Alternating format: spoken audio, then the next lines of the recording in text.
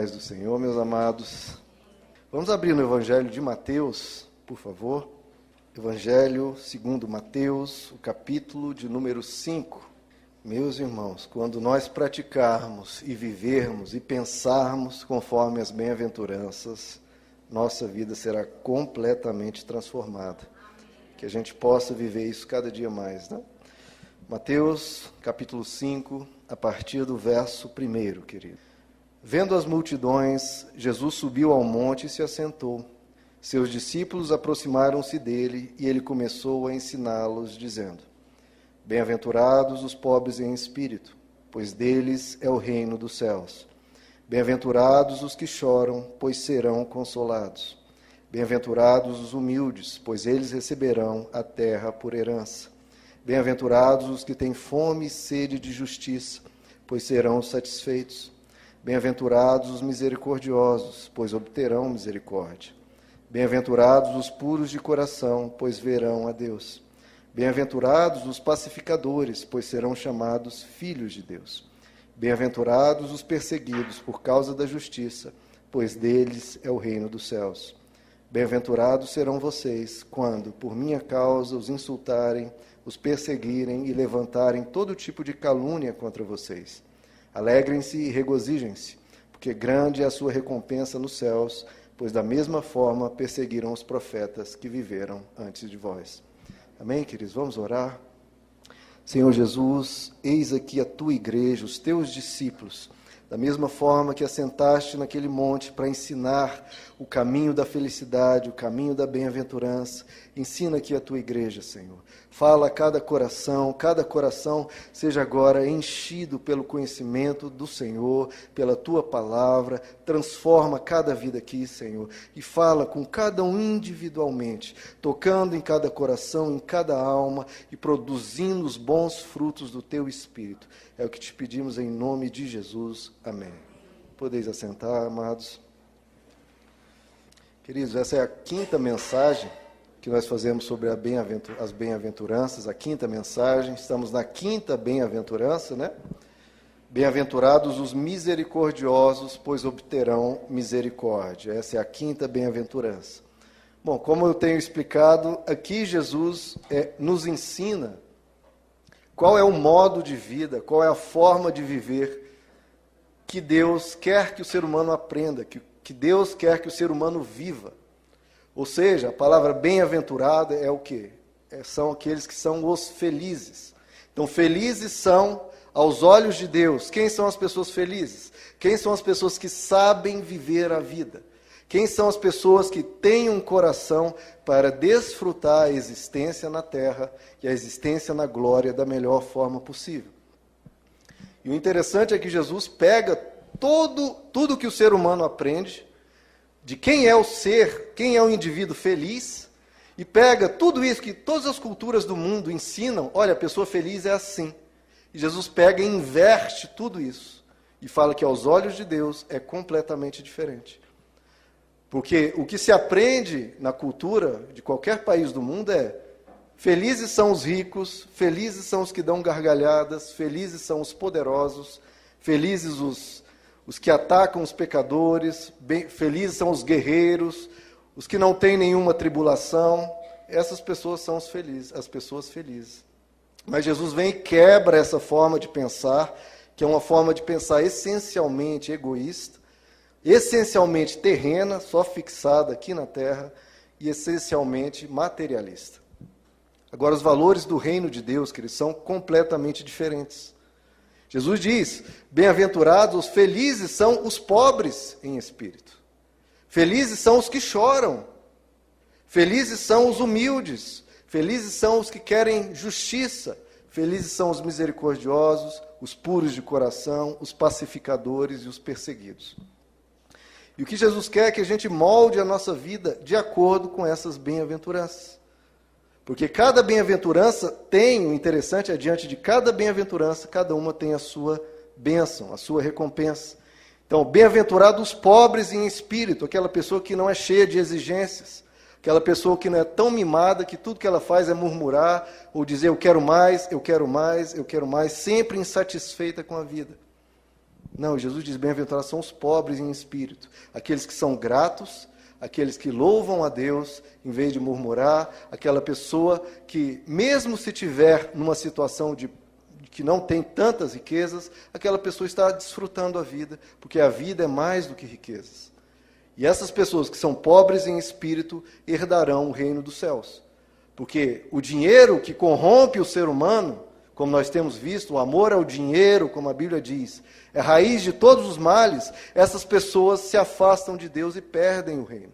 Agora aquele que é pobre em espírito, que não dá valor a poder, a dinheiro, a nada disso, mas dá valor à sua família, que dá valor a Deus, dá valor ao seu caráter, essa pessoa acaba encontrando o reino de Deus. A segunda bem-aventurança diz, bem-aventurados os que choram, porque na vida não adianta vir com ilusões ou com utopias. Neste mundo nós passaremos por aflições. E diante das aflições nós fazemos o quê? Nós vamos aos pés do Senhor e choramos, e clamamos pelo socorro dEle, clamamos pela ajuda dEle, e Ele nos dá forças. Às vezes nos tirando aquele problema, às vezes nos ajudando a atravessar esse problema.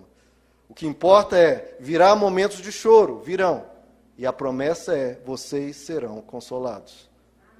Então não se desesperem quando vier o momento de choro. Quando vier o momento de choro, chore na presença de Deus e o consolo virá.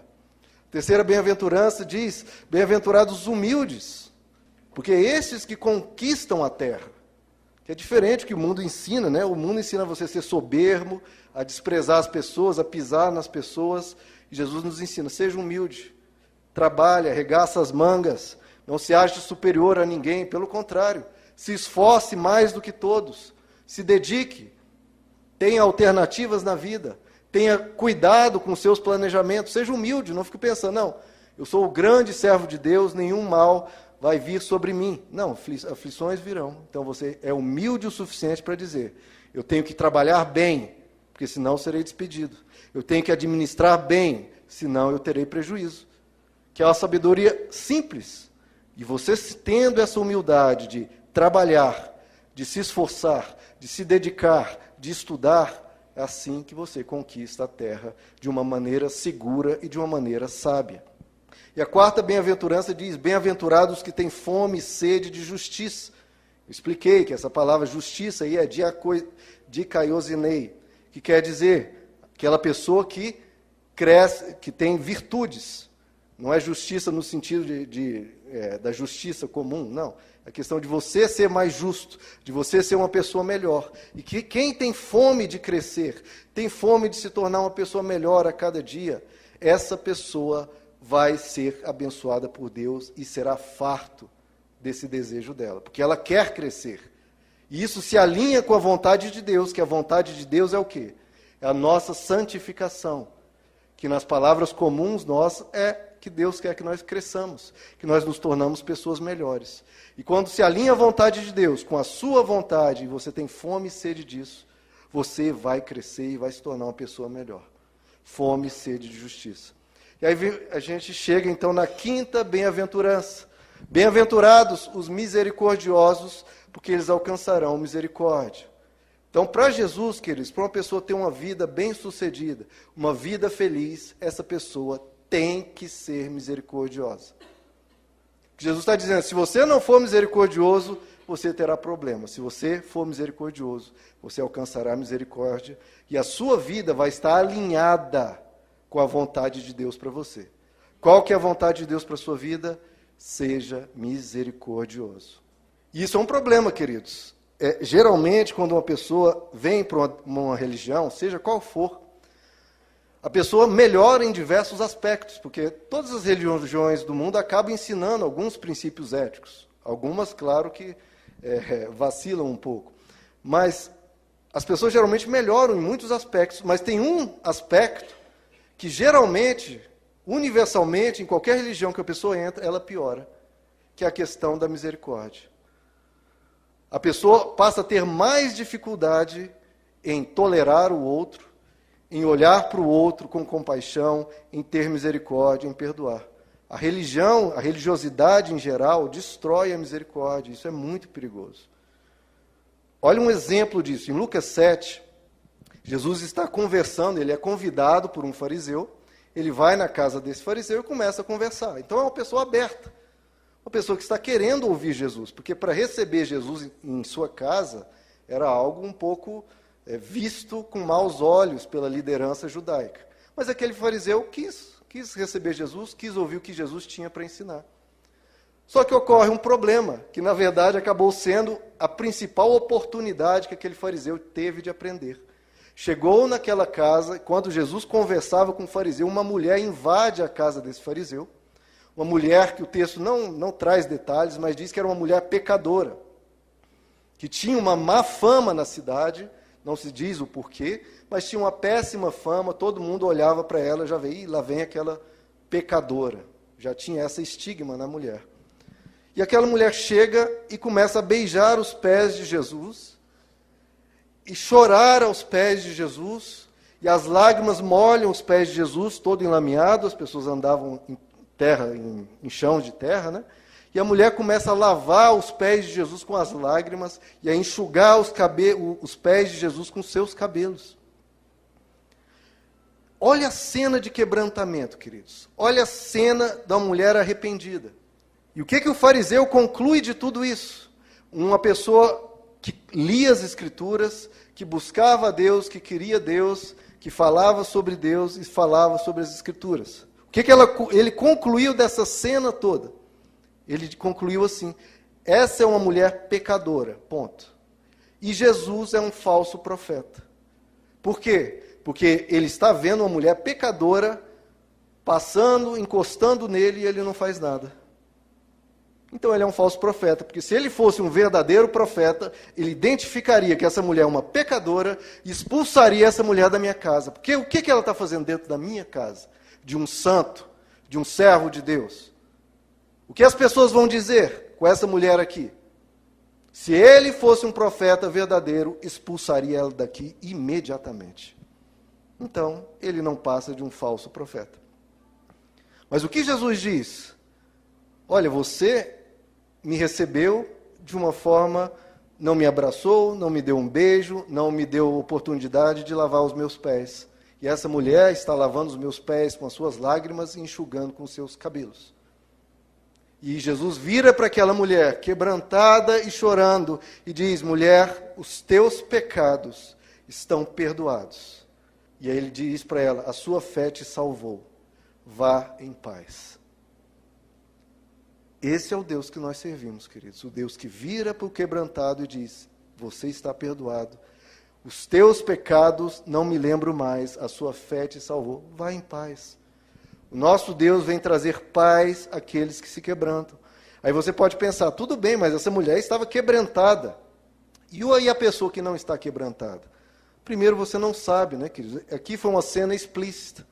Mas muitas pessoas estão quebrantadas pela forma que elas vivem, estão chorando por dentro, estão precisando de um apoio, de um estímulo, de um consolo, e que você diga para ela: olha, você tem um Deus que pode te perdoar, conserte a tua vida, vá em paz. Que a gente estenda a mão de misericórdia para com as pessoas.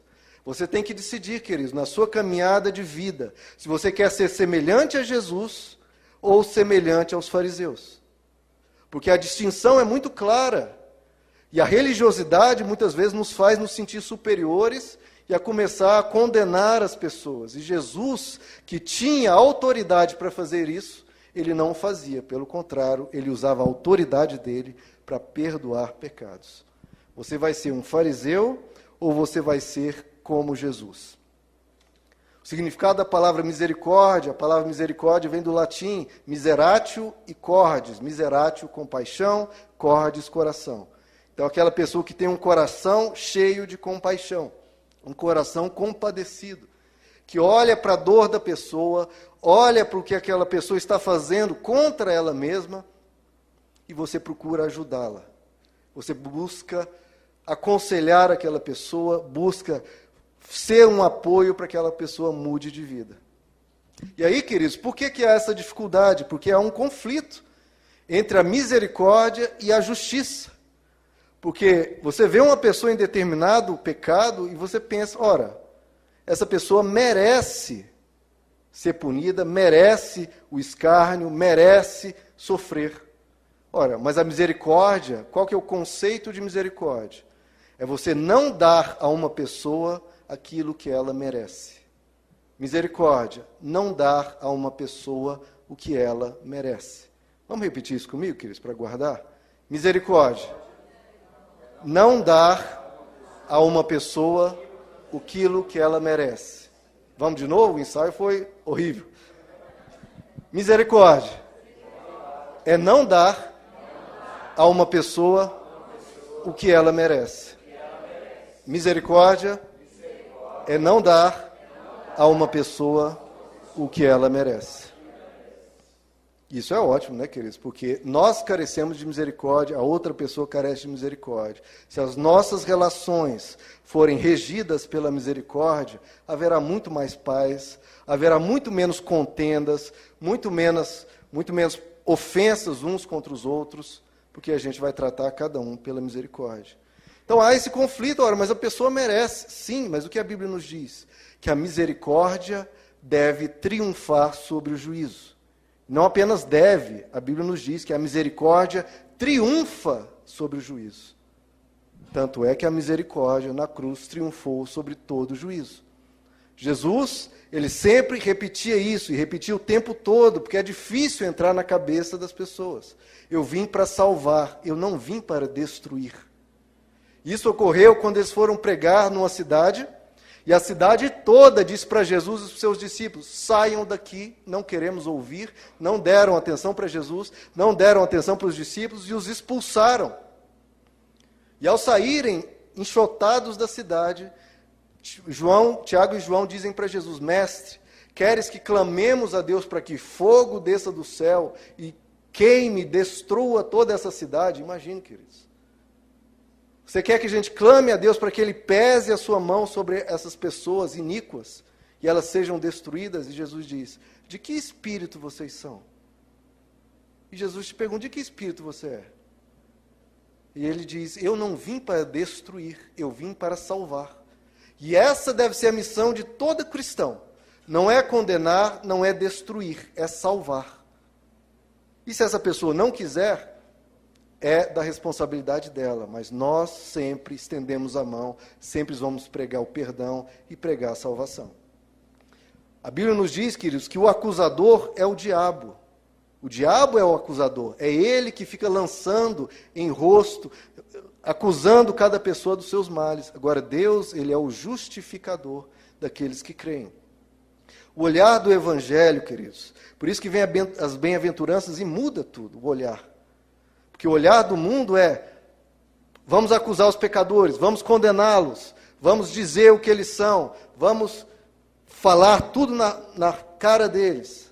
E o Evangelho diz que bem-aventurados são os misericordiosos. Jesus, quando estava sendo crucificado, as pessoas ofendendo, causando todo tipo de dor possível nele, ele orou na cruz: Pai, perdoa a todos esses, porque eles não sabem o que estão fazendo.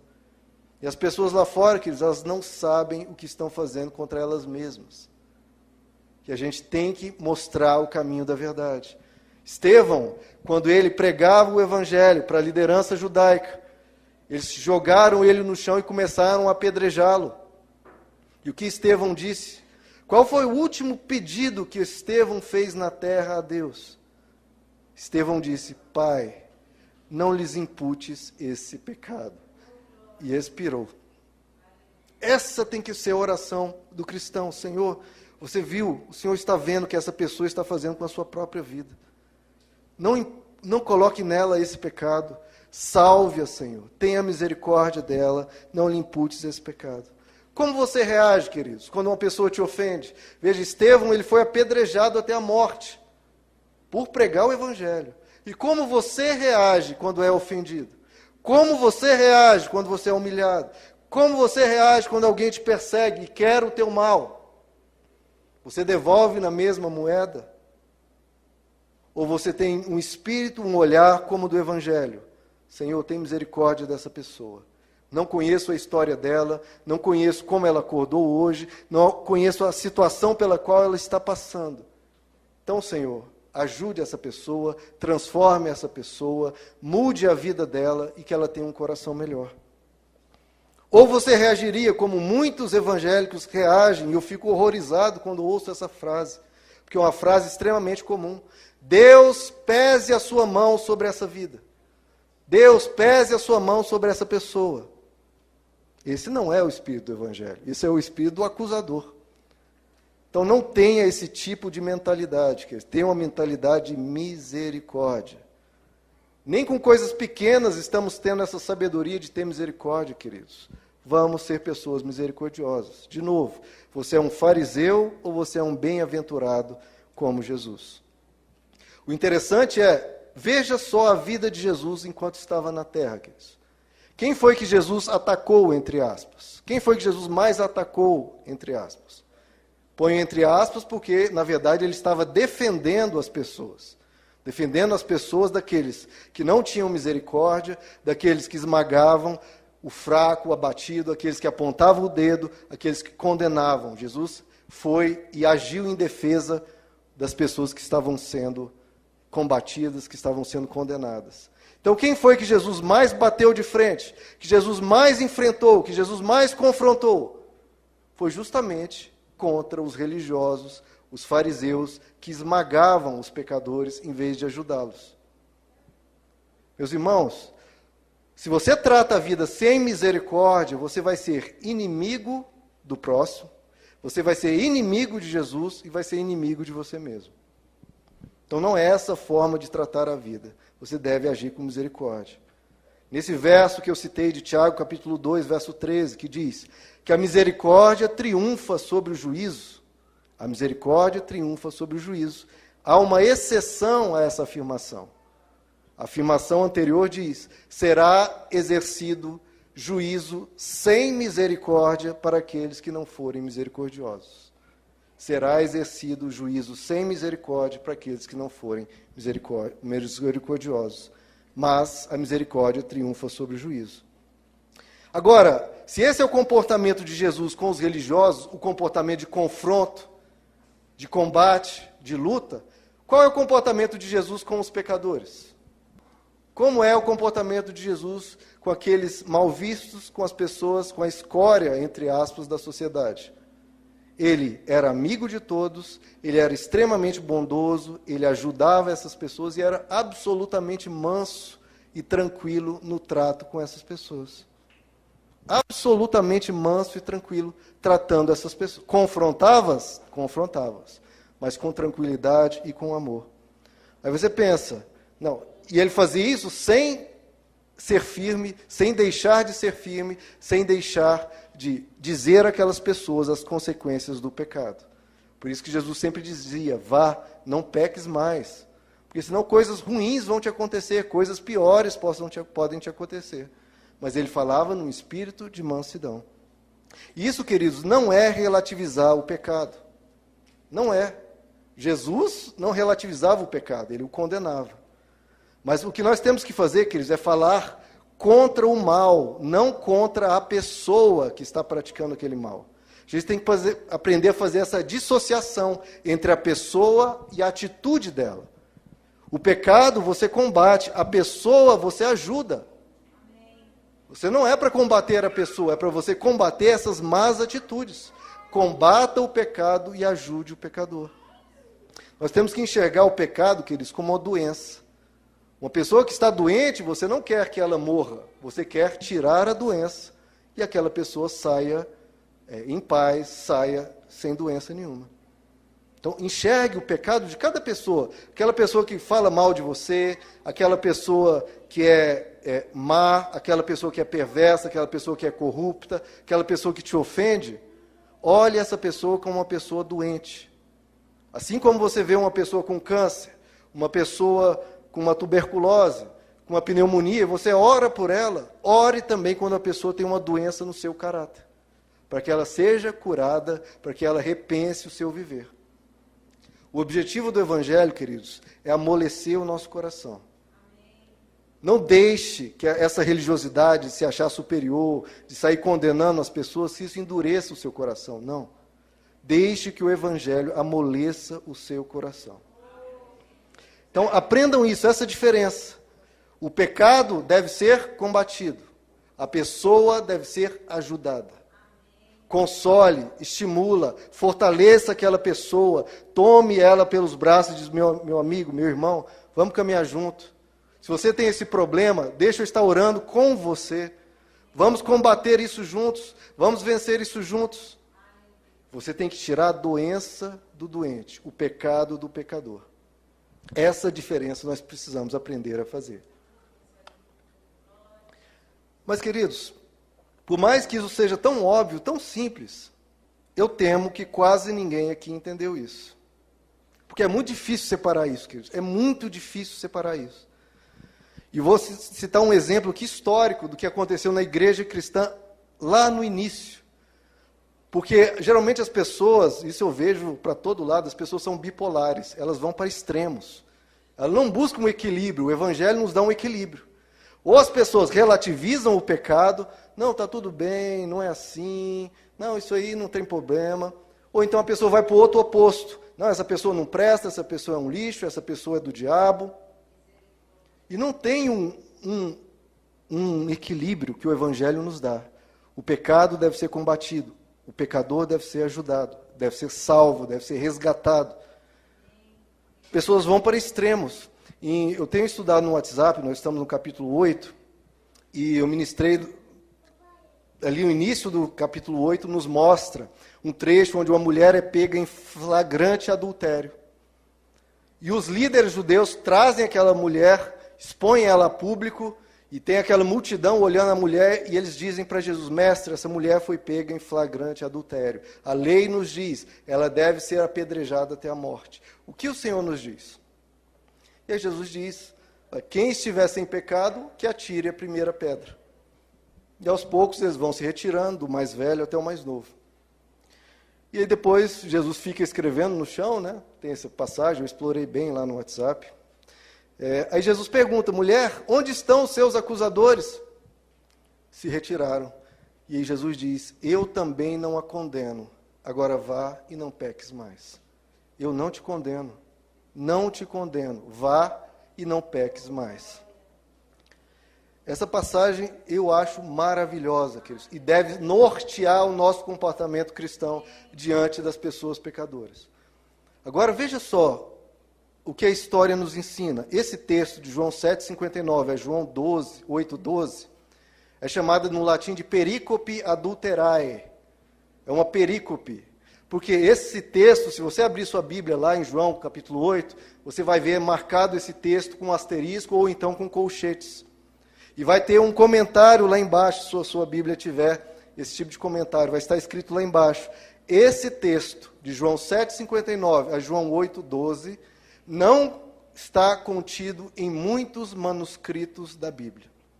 Em muitos contém, em outros muitos não está registrado, inclusive em muitos manuscritos muito importantes e muito antigos. E por que esse texto não está em muitos manuscritos? Em outros manuscritos estão. E por que não está esse texto em muitos manuscritos do Evangelho de João? Agostinho, bispo de Hipona, no ano mais ou menos 400, ele escreve. Ele afirma que essa passagem deve ter sido removida de muitos manuscritos para evitar a impressão que Jesus estava legalizando o adultério.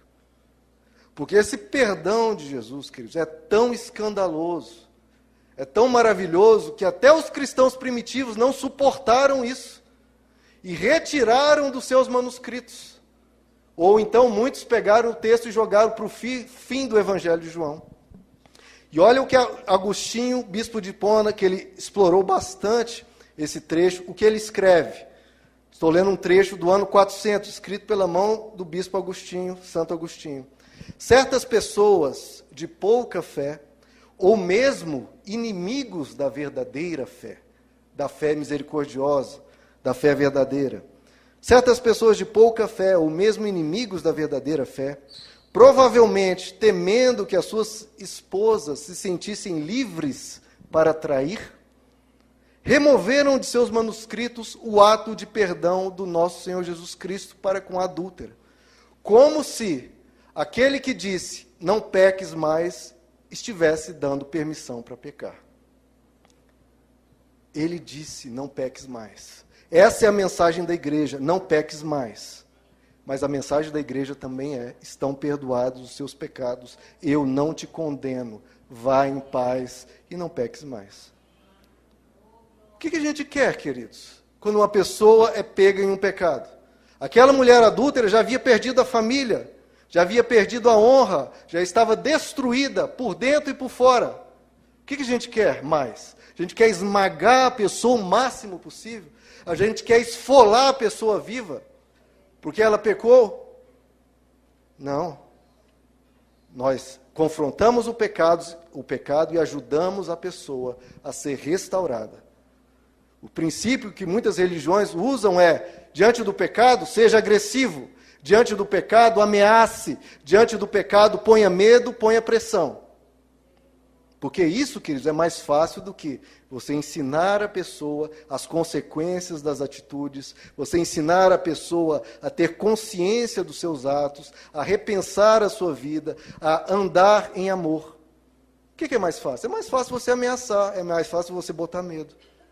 Mas não, a palavra quer transformar a nossa mente, quer que nós venhamos aprender e tomar decisões sábias com a vida.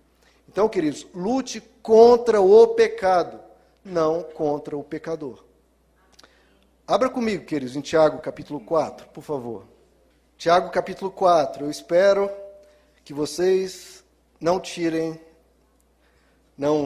removam dos seus manuscritos, das suas Bíblias, esse texto aqui também, queridos. Nem o da mulher adúltera, nem este aqui que nós vamos ler. Tiago, capítulo 4. Que o espírito religioso, acusador, condenatório, não remova as mensagens de misericórdia das Escrituras. Tiago, capítulo 4, verso 11. Vamos aprender isso, queridos. Não falem mal uns dos outros. Não falem mal uns dos outros. Quem fala contra o seu irmão ou julga o seu irmão, fala contra a lei e a julga. Quando você julga a lei, não está cumprindo a lei, mas está se colocando como juiz. Então, quando você julga alguém, você acha que está cumprindo a lei? Não, você não está cumprindo, mas está se colocando como juiz. Você não foi chamado a ser juiz espiritual de ninguém. Porque há apenas um legislador e um juiz, aquele que ele sim tem autoridade para salvar ou destruir. Mas quem é você para julgar o seu próximo? Difícil, queridos, compreender o que está escrito? Não. Não fale mal de ninguém, porque você não foi chamado a ser juiz espiritual de ninguém. Só há um legislador, só há um juiz. Assim como ninguém aqui vai escrever um apêndice aqui da Bíblia, um novo livro da Bíblia, porque você não é legislador. Também você não foi chamado para ser juiz. Você não deve falar mal de ninguém, não deve condenar de ninguém. Você deve, se te for lhe dada a oportunidade de ajudar uma pessoa, aí você analisa a situação dela, para poder o quê? Condená-la? Poder ajudá-la, poder restaurá-la, poder aconselhá-la. O objetivo não é falar mal, o objetivo é ajudar aquela pessoa e restaurá-la, porque nós não estamos aqui para destruir, mas para salvar. O caráter de Deus, queridos, a gente tem que lembrar que as principais características do caráter de Deus é o amor, é a graça e a misericórdia. São, para mim, os três principais atributos do caráter de Deus. A Bíblia nos diz que ele não apaga o pavio que fumega, nem quebra a cana, nem esmaga a cana quebrada.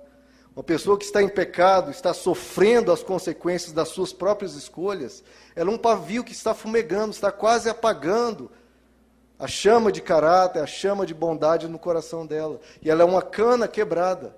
E você não deve apagar esse pavio, nem esmagar essa cana quebrada. Deus, quando ele aparece a Moisés, lá em Êxodo capítulo 34, ele diz, o próprio Deus fala a Moisés, Deus se descreve a Moisés. E como é que Deus se descreve? Ele diz, eu sou Senhor, Senhor, um Deus compassivo e misericordioso, paciente e cheio de amor e fidelidade. Eu vou repetir. Um Deus compassivo, misericordioso, paciente, cheio de amor e de fidelidade, que mantém o seu amor a milhares e perdoa a maldade, a rebelião e o pecado. E é assim que nós temos que procurar ser. Os salmos repetem por diversas vezes: o Senhor é bom e a sua misericórdia dura para sempre. Vamos repetir isso, queridos? O Senhor é bom e a sua misericórdia dura para sempre. O Senhor é bom e a sua misericórdia dura para sempre. Eu tinha um professor de teologia que antes das provas, ele ia entregar as provas para os alunos, ele fazia essa brincadeira, e é a realidade de muitos religiosos. Ele dizia: olha, meus irmãos, a minha misericórdia é dura para sempre. A minha misericórdia dura para sempre. E muitas pessoas são assim, né, queridos? Misericórdia. Queridos, abra comigo em Mateus capítulo 9. A sua misericórdia é dura para sempre, queridos? Mateus capítulo 9. Não remova trechos da Bíblia que nos ensinam a ter misericórdia.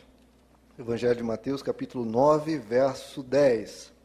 Estando Jesus em casa, foram comer com ele e seus discípulos muitos publicanos e pecadores. Olha como Jesus é, queridos. Nas suas festas, convide pessoas. Não tenham problema, não tenham medo disso. Vendo isso, os fariseus perguntaram aos discípulos dele: por que o mestre de vocês se mistura, come com publicanos e pecadores? Que escândalo! Ouvindo isso, Jesus disse: não são os que têm saúde que precisam de médico, mas sim os doentes.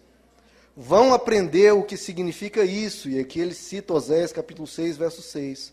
Desejo, olha o que Deus quer, e Jesus quer também: desejo misericórdia, não sacrifícios, pois eu não vim chamar justos, mas pecadores. Amém, queridos? Então você, ao convidar pessoas para reuniões nos lares ou para a igreja, não fique chamando apenas os justos. Chame os pecadores, porque é eles que precisam de salvação. Lamentações diz que as misericórdias do Senhor são inesgotáveis e elas se renovam a cada manhã. Esse é o nosso Deus, queridos. E eu acho que quando a gente passar a se enxergar mais, a gente vai ser mais misericordioso. Porque você passa a ver que precisa de misericórdia. Jesus diz: olha, não olhe, não repare no cisco nos olhos dos outros, enquanto você tem uma trave nos seus. Querido, nós temos tantas coisas para melhorar, e a gente vai ficar apontando o outro.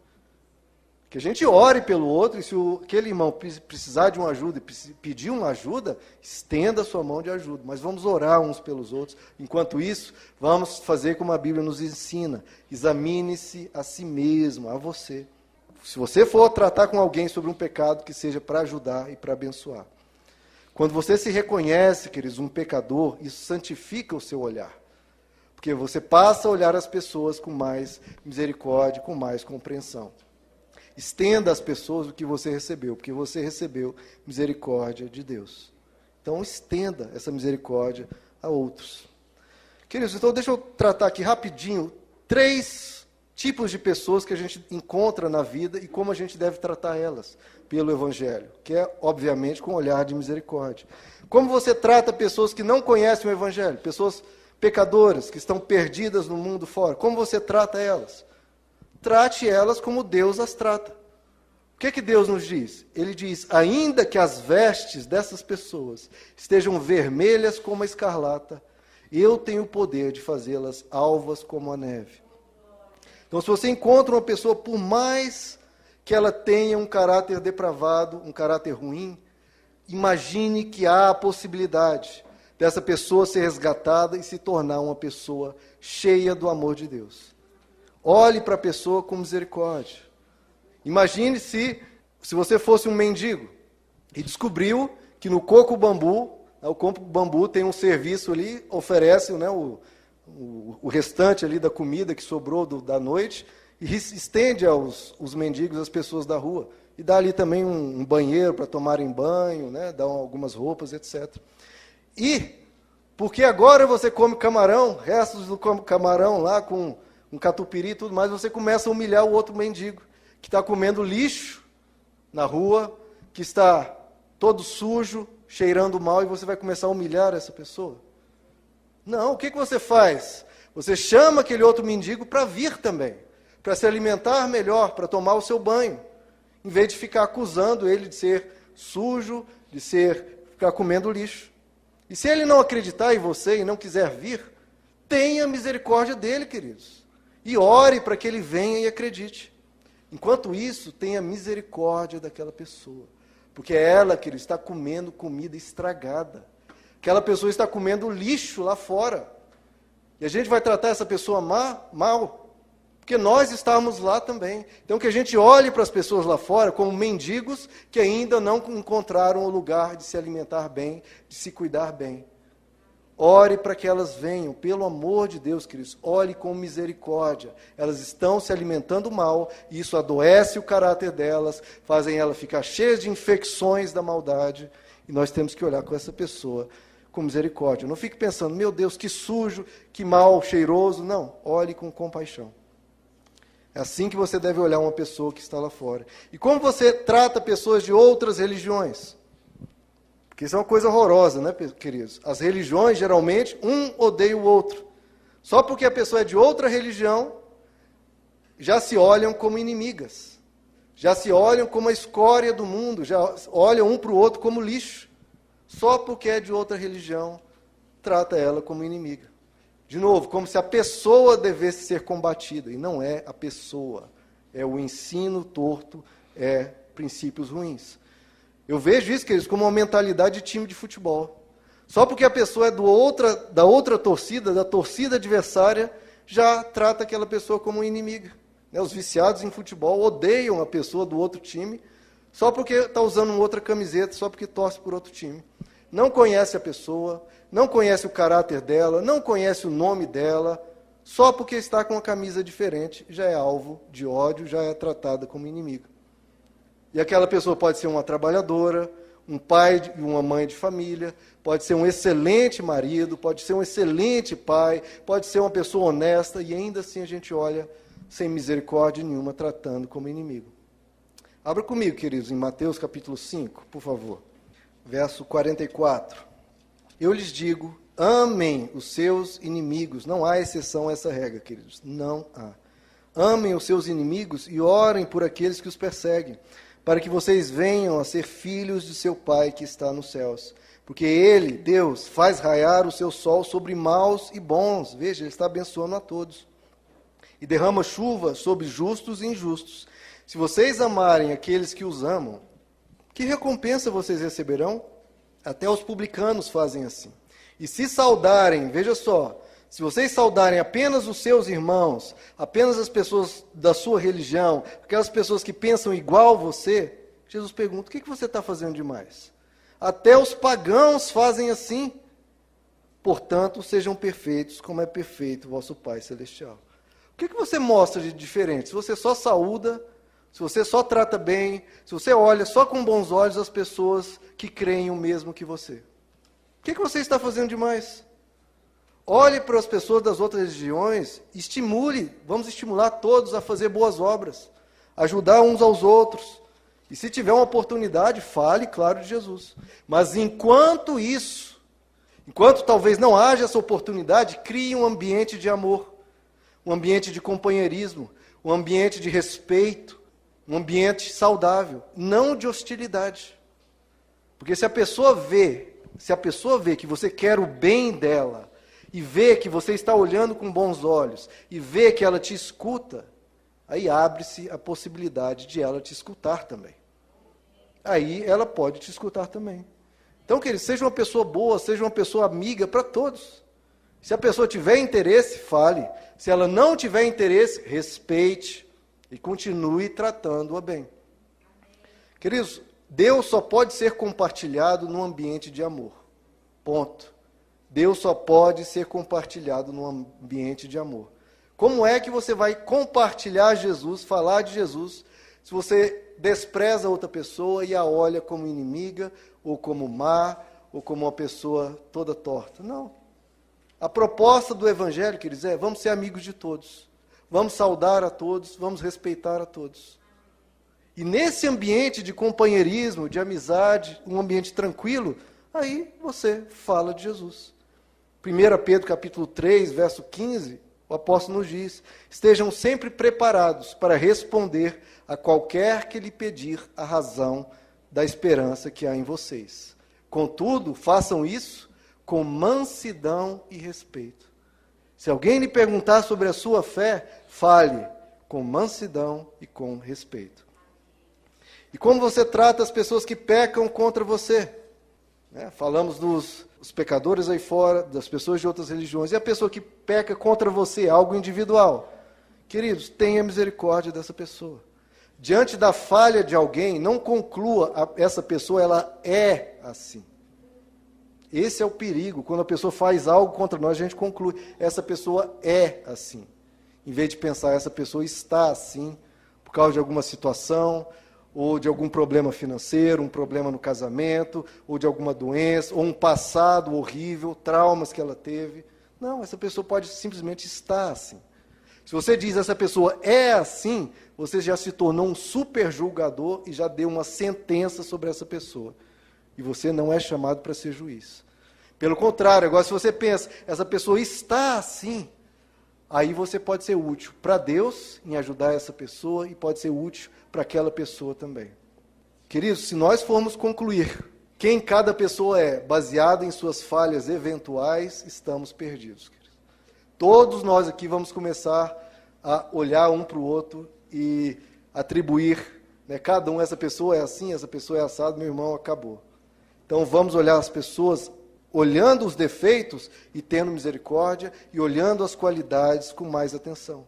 Como eu repeti, como eu já disse, defeitos são coisas a serem retiradas daquela pessoa, pela pregação da palavra. Não é o que ela é. A doença é para ser retirada, o pecado é para ser retirado, defeitos são meras coisas que devem ser retiradas, para que aquela pessoa melhore cada vez mais. Então, queridos, sempre tem um olhar de misericórdia. Gálatas 6 diz, irmãos, se alguém for surpreendido em algum pecado, se você vê alguém fazendo algo errado, algo mal, falando algo torto, o que diz? Vocês que são espirituais, os espirituais, deverão restaurar essa pessoa com mansidão. É assim que a gente trata. Eu quero citar 2 exemplos rápidos, queridos, para concluir a mensagem. Como Jesus tratou pessoas que pecaram diretamente contra ele. 2 cenas, as 2 após a ressurreição. No caminho de Emaús, 2 discípulos estão caminhando, conversando sobre o que havia acontecido. Nosso mestre foi crucificado, ele morreu, e agora algumas mulheres estão dizendo que ele ressuscitou. E de repente Jesus chega próximo a eles e começa a caminhar com eles. E Jesus pergunta, sobre o que vocês estão falando? Sobre Jesus, um grande profeta que acabou de ser crucificado. E aí Jesus dá uma desentendido, e os discípulos dizem, mas como é que você estava em Jerusalém e não ficou sabendo disso? Ele era um grande profeta, era um homem que fazia milagres, sempre falava de amor, etc. E o que Jesus fala àqueles 2 discípulos? Veja só, Jesus está do lado de 2 pessoas que haviam acabado de abandoná-lo e deixá-lo sozinho no momento de morte. E Jesus, por acaso, pergunta a eles, se vocês o consideravam um profeta, por que vocês o abandonaram? Por que vocês fizeram isso? Por que vocês não foram, ao menos, dar um apoio a ele lá na cruz? Não, queridos, Jesus não fez nenhum tipo de acusação. Não falou nada para eles. E veja que Jesus tinha todo o direito, porque não era uma acusação caluniosa, era verdadeira. E eles o abandonaram. E Jesus sequer menciona o ocorrido. Porque há pessoas que não revidam, mas acusam, dão indiretas, querem que o outro sofra de culpa. Jesus nem sequer tocou no assunto, pelo contrário, foi falando do amor de Deus para eles e buscando animá-los novamente para continuarem no caminho do Evangelho, para continuarem crescendo. Porque todos nós temos defeitos, queridos. Continue estimulando a pessoa a caminhar para que ela vá crescendo e aprendendo. A outra passagem é com Pedro, já uma passagem bem particular. Jesus se encontra com Pedro. Pedro estava extremamente abatido, porque havia negado Jesus 3 vezes, e Jesus age da mesma forma. Como é que Jesus trata o pecado de Pedro, de ter negado Jesus 3 vezes? Primeiro, Jesus poderia simplesmente ter ignorado Pedro. Poderia ter falado simplesmente a todos os discípulos em geral, ter ficado chateado com Pedro, ter se esquivado de falar com Pedro. Não. O próprio Jesus procura Pedro e começa a caminhar com Pedro. Ele não ficou emburrado com Pedro, não ficou chateado. Não, Pedro, me dá um tempo. O que você fez foi muito grave. Então você fica aí, no seu cantinho, me deixa em paz. Depois eu falo contigo. Não. Jesus procura Pedro e o que Jesus diz a Pedro? O que, queridos? Pedro, tu me amas? Imagine o que é isso, queridos. Uma pessoa que havia acabado de negar você até a morte. Esse é o jeito de Jesus tratar um pecador. Esse é o jeito de Jesus tratar um traidor. E veja que Pedro não traiu Jesus numa situação corriqueira. Não traiu em relação a um compromisso que havia marcado. Não traiu em relação a uma questão financeira ou assuntos menores. Não tratou numa questão de vida ou morte. O traiu numa questão de vida ou morte, num momento único de uma pessoa, que é o momento que a pessoa está morrendo. E ainda assim, como Jesus trata Pedro? Pedro, tu me amas. Olha o que é isso, queridos. Olha o que é isso. Isso, para mim, é uma prova que Deus existe. Jesus chegar para uma pessoa que havia feito tudo o que Pedro fez com ele e dizer, tu me amas. Não menciona traição, não menciona ter negado ele, nada. Jesus não fala nada, só pergunta, Pedro, tu me amas? Pedro diz que sim, e o que Jesus replica? Então Pedro, se você diz que me ama, você não diz que me ama, então te converte. Para de abandonar as pessoas, para de ser fraco, para de trair os outros, pare de ser assim. Você não me ama? Aí as pessoas às vezes aproveitam esse amor para cobrar, para exigir e para tratar mal e para pisar. Uma pessoa que já estava quebrantada, que já estava se sentindo o pior dos homens. Mas não, queridos, a preocupação de Jesus foi com Pedro. E aí Jesus fala, Pedro, tu me amas? Então apacenta minhas ovelhas. Você está se achando indigno de continuar a pregação do Evangelho, de ser meu discípulo? Não, eu estou te trazendo de volta, estou dizendo, você continua sendo meu discípulo, você continua sendo meu amado, e você pode pregar o Evangelho, você pode apacentar as ovelhas. Queridos, esse olhar de misericórdia pode curar todos os relacionamentos. Você tratar cada pecado lembrando que a pessoa te ama.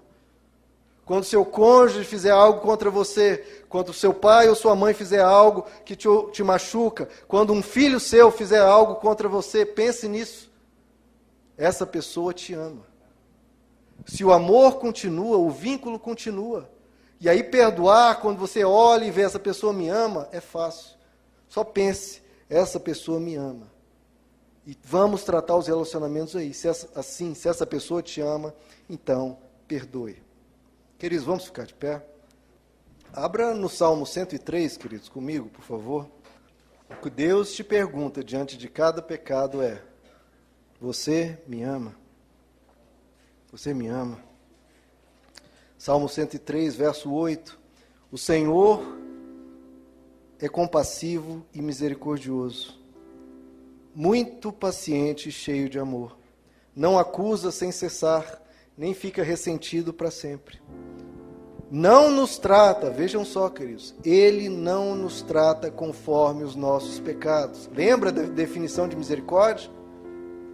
Misericórdia é não dar à pessoa o que ela merece.